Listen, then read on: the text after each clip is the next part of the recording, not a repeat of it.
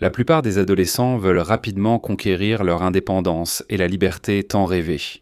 Mais vivre cet idéal devient de plus en plus difficile dans un monde qui se révèle hostile. Un jour de juin 2015, une jeune Suédoise de seulement 17 ans travaillait dans un café dans le but d'économiser de l'argent pour voyager à travers le monde. Cependant, le premier jour où elle rentrait seule chez elle, elle a été attirée ou entraînée dans un piège mortel. Disparue mystérieusement, la recherche de la jeune fille a mobilisé des centaines de personnes dans toute la ville. Les indices trouvés par la police allaient de choses simples, comme le téléphone portable cassé, le portefeuille avec des documents, des vêtements, mais aussi des preuves scatologiques et vulgaires, comme des excréments de l'agresseur et plusieurs jets de sperme retrouvés sur l'un des murs du lieu du crime. Aujourd'hui, vous allez découvrir l'affaire de Lisa Holm. Et avec l'été au Brésil, il doit faire de plus en plus chaud comme toujours, n'est-ce pas ? J'arrive en mai pour rendre visite à ma famille et visiter quelques autres villes, et comme toujours, j'ai besoin de porter des vêtements pratiques et confortables, mais aussi beaux. Bien sûr, j'y vais avec Insider. Comme déjà dit dans une autre vidéo, mais il ne coûte rien de le rappeler ici, la praticité des pièces est incroyable. Grâce à la technologie avec laquelle elles sont fabriquées, elles se défroissent sur le corps avec la chaleur corporelle elle-même. Il suffit juste de les sortir de la valise et de les enfiler sans se soucier de rien. En plus de cela, du fait qu'elles soient légères et minimalistes, quelques pièces offrent plus d'options, puisqu'elles s'adaptent à différents environnements, allant d'une sortie décontractée à un dîner spécial. Et pour les femmes qui veulent se faire sensation cet été, j'ai un super bon conseil. Bikini et maillots de bain fabriqués avec des tissus Yamaïd à base de biomasse de maïs résistants au chlore qui ne perdent pas leur couleur avec une protection UV 50 et un séchage rapide, confort absolu et accessoires plaqués à l'or 24 carats. Avec les pièces Insider, vous affrontez les hautes températures de façon pratique, avec style et technologie, à tout moment de la journée et partout. Ce mois de février, le code promo Archive Archivo Mysterio offre 12 de réduction, une remise cumulable avec les offres déjà présentes sur le sur le site. Pour vérifier, cliquez simplement sur le lien dans la description ou le commentaire épinglé.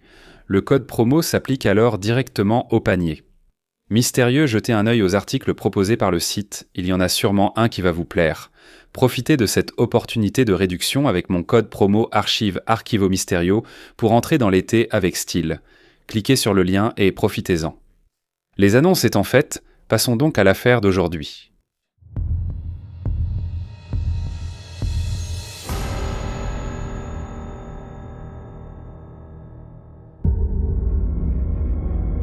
Lisa Helena Holm est née le 7 février 1998 dans la ville de Skövde, en Suède. Elle a une sœur aînée et les noms de ses parents ainsi que celui de sa sœur n'ont pas été divulgués en raison du souhait de confidentialité de la famille. C'est assez courant dans certains pays ici en Europe, où, lorsqu'il est demandé, la vie privée des familles des victimes est respectée, surtout dans des cas aussi tragiques que celui-ci. Lisa a grandi dans un quartier tranquille, dans une petite communauté rurale, et elle a eu une enfance très agréable car ses parents étaient des présents et menaient une vie stable. Comme toute adolescente, elle passait une bonne partie de son temps avec ses amis, à discuter, prendre des photos et faire des vidéos à poster sur Internet. Elle vivait dans une région assez isolée, entourée de forêts et de beaucoup de neige en hiver, et pendant de nombreuses années, Lisa a nourri le rêve de vivre ailleurs. Quand elle aurait terminé l'école, elle voulait déménager en Australie, où elle comptait étudier l'architecture. Le désir d'étudier à l'étranger venait de la passion qu'elle ressentait lorsqu'elle voyageait avec sa famille dans certains pays d'Europe de temps en temps. Mais le projet pour l'Australie ne serait pas facile à financer, et c'est pourquoi elle savait qu'elle devait économiser de l'argent. À l'été 2015, à l'âge de 17 ans, Lisa a décidé de chercher du travail et a trouvé un emploi à temps partiel dans un café. Ce café, il faut vous l'expliquer, n'avait pas de boutique en ville. C'était une boulangerie artisanale installée dans une caravane sur un grand terrain. Et cet endroit se trouvait à environ 40 minutes en voiture.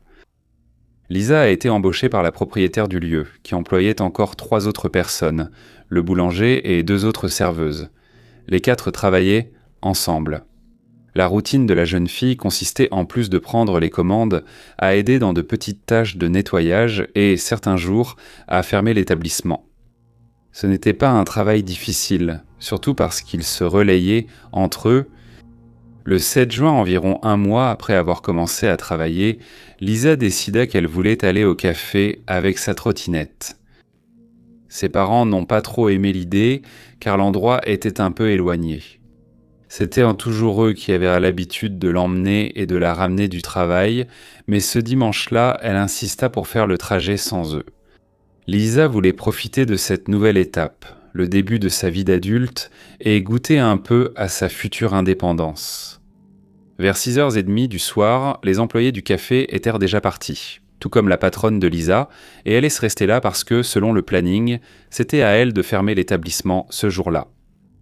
Une fois ses tâches terminées, Lisa a envoyé un message à son père pour lui dire qu'elle partait. Cependant, quelques minutes plus tard, son téléphone a de nouveau sonné. C'était Lisa à nouveau, mais cette fois, elle n'a rien dit directement à son père et la connexion était également un peu mauvaise. De loin, il était possible d'entendre deux voix, celle de Lisa et celle d'une autre personne, mais il n'arrivait pas à distinguer ce que les deux disaient. Il avait beau essayer, le son devenait de plus en plus lointain, étouffé, jusqu'à ce que l'appel soit coupé.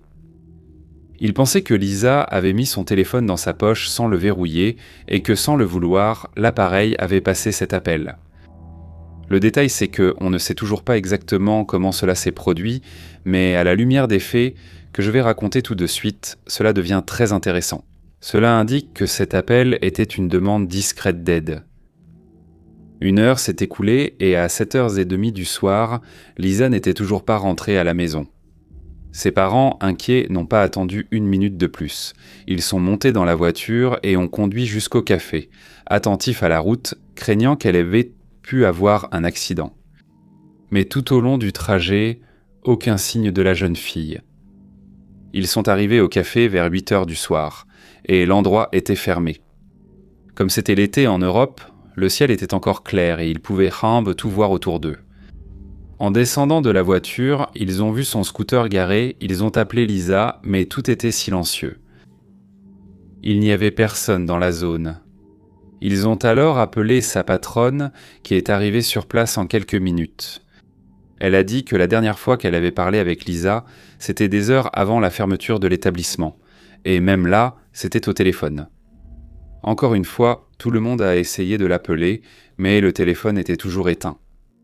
De l'inquiétude et des doutes, la famille passait lentement au début du désespoir. Après avoir parlé avec d'autres collègues et même cherché la jeune fille dans presque toute la zone, lorsqu'ils ont bien regardé son scooter, ils ont vu que la clé était encore sur le contact. En réunissant ce fait avec l'appel étrange, la première hypothèse soulevée, à laquelle ils ne voulaient pas croire, était que Lisa pouvait avoir été enlevée. Alors, à 9h du soir, moins d'1 heure après leur arrivée, ils ont appelé la police.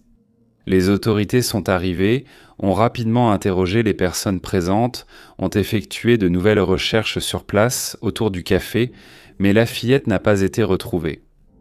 Ainsi, le lendemain matin, Lisa a été officiellement déclarée disparue.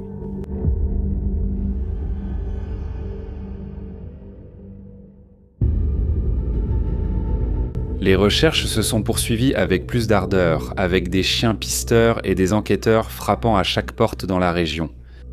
De plus, même un hélicoptère a été utilisé pour survoler la zone.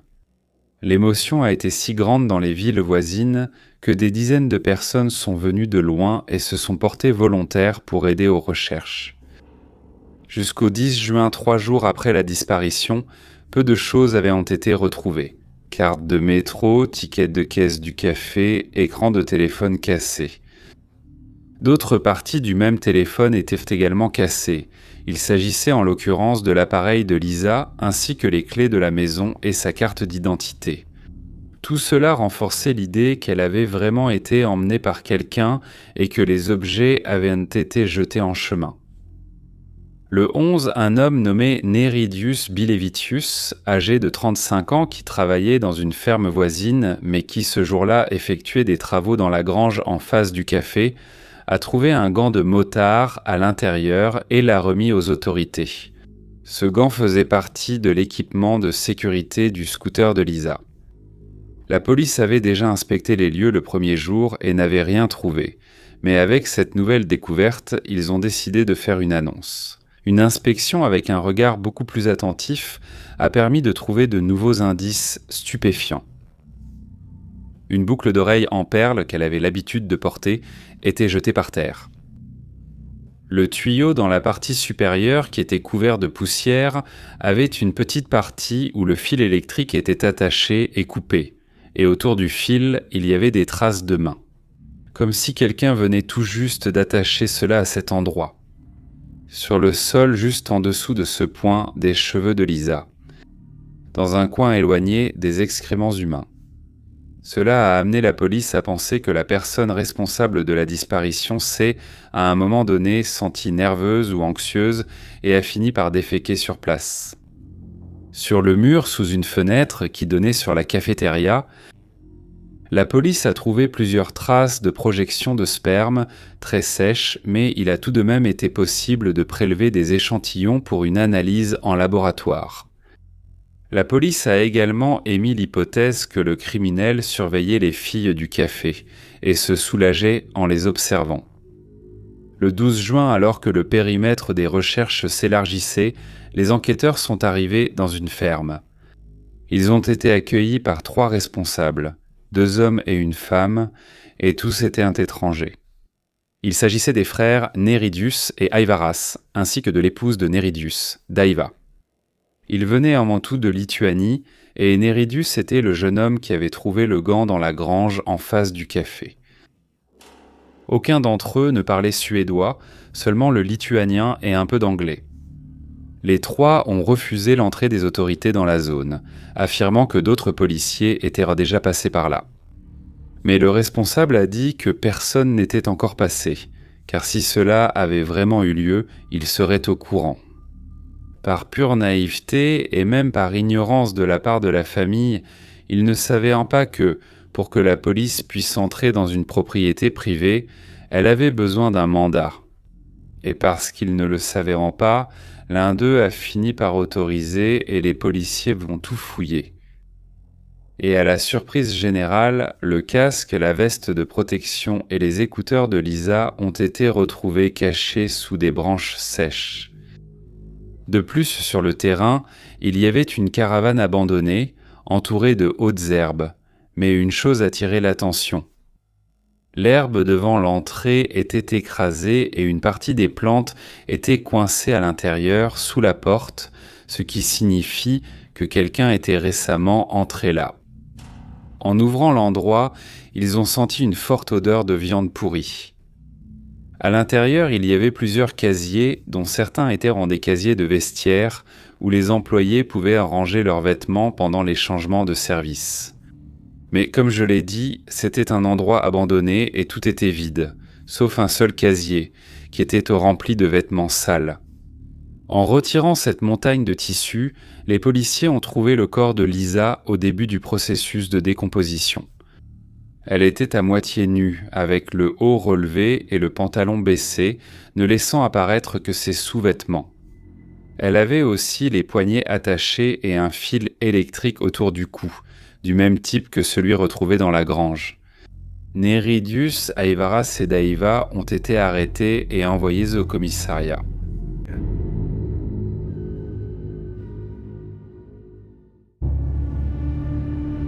Lors des dépositions, les 3 ont déclaré qu'ils avaient quitté la Lituanie pour la Suède à la recherche de travail et qu'ils travaillaient principalement comme ouvriers, faisant un peu de tout, des rénovations aux soins des animaux. Ils étaient en quelque sorte les gardiens de la ferme et le propriétaire vivait au centre-ville. Tous ont fourni des alibis peu convaincants, affirmant qu'ils étaient chez eux la nuit de la disparition, mais ils n'ont présenté aucune preuve à l'appui. Ils n'étaient que les alibis les uns des autres. Des échantillons d'ADN ont été prélevés et tous ont été placés en détention provisoire. Le résultat de l'autopsie a révélé que, bien qu'ils aient affirmé qu'elle avait été pendue par le cou avec le fil électrique sur lequel elle a été retrouvée, la cause du décès était une asphyxie mécanique. Une autre personne l'avait étouffée avant de la pendre. Cependant, bien qu'elle ait été retrouvée pratiquement sans vêtements, il a été constaté qu'elle n'avait pas subi d'abus sexuels. Et c'est là que la police commence à supposer ce qui a pu se passer. Jusqu'à ce moment-là, ils pensaient que l'agresseur avait utilisé Lisa comme une œuvre d'art ou un trophée à admirer, la laissant suspendue tout en l'observant. Des échantillons d'ADN ont été prélevés sur les vêtements et le corps de la victime à cause de la sueur de l'agresseur, et les endroits où la concentration était la plus élevée étaient à les bras et la bouche. Tout a été envoyé au laboratoire pour être comparé à l'ADN des excréments ainsi qu'à ceux des 3 suspects lituaniens.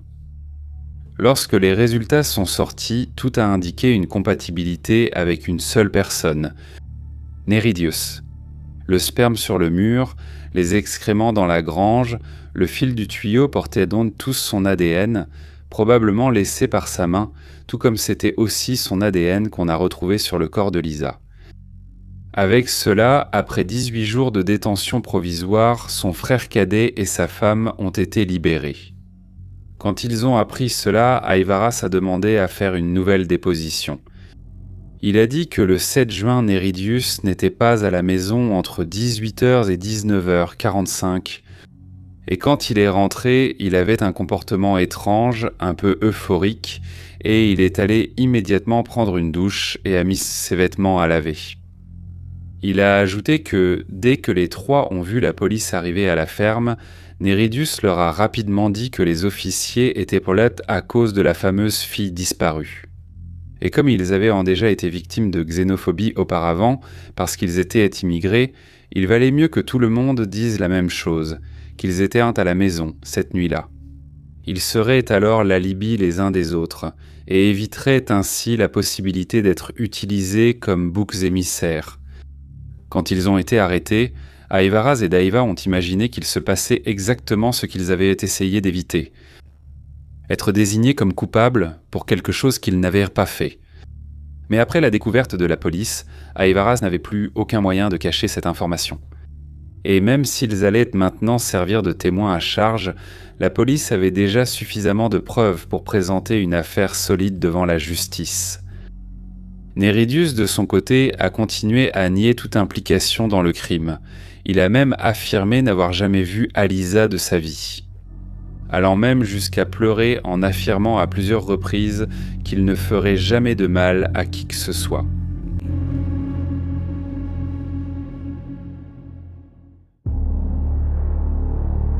Le procès a commencé en novembre de la même année, 2015, et comme Neridius a plaidé non coupable, ses avocats s'en en sont même allés jusqu'à prétendre que son frère pourrait être le véritable coupable, affirmant que l'accusé avait été victime d'une conspiration et que son ADN avait été intentionnellement placé sur la scène du crime.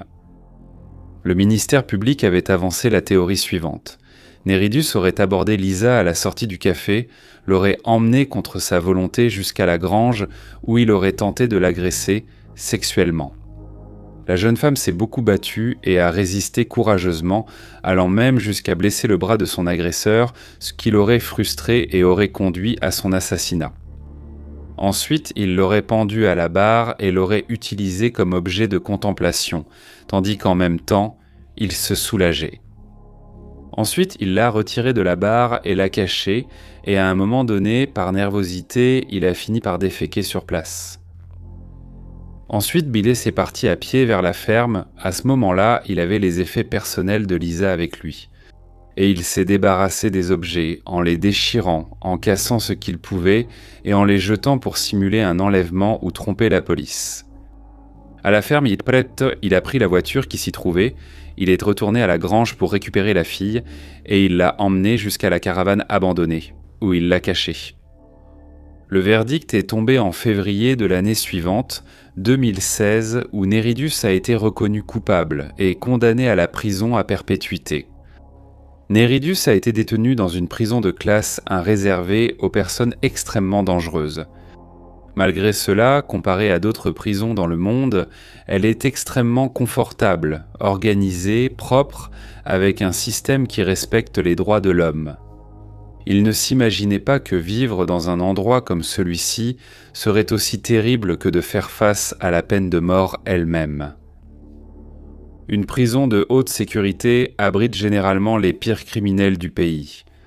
Et, comme beaucoup d'entre nous le savent déjà, selon la loi interne des prisons, on est généralement incarcéré pour vol, trafic, agression physique, passage à tabac et même homicide. Tout va bien, mais abuser de quelqu'un, surtout d'un mineur, est impardonnable. Et à cause de cela, Néridus a commencé à subir diverses violences. Non seulement il était constamment battu, mais il subissait aussi des tortures et des abus.